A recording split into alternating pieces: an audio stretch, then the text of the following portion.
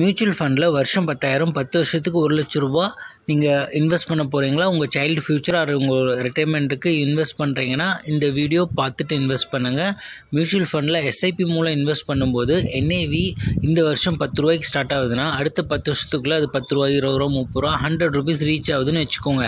நீங்கள் ஆவரேஜாக வருஷம் இன்வெஸ்ட் பண்ணும்போது 10,000 ரூபாய்க்கு 10 ரூபா அலோகேட் ஆகும், 20 ரூபா ஏறும்போது அலோகேட் ஆகும், அப்படியே அலோகேட் ஆகிட்டே போகும். ஆவரேஜ் உங்களோட பையிங் ப்ரைஸ் பார்த்தீங்கன்னா 50 ரூபாய்க்கு வாங்கியிருப்பீங்க 10 வருஷத்தில்.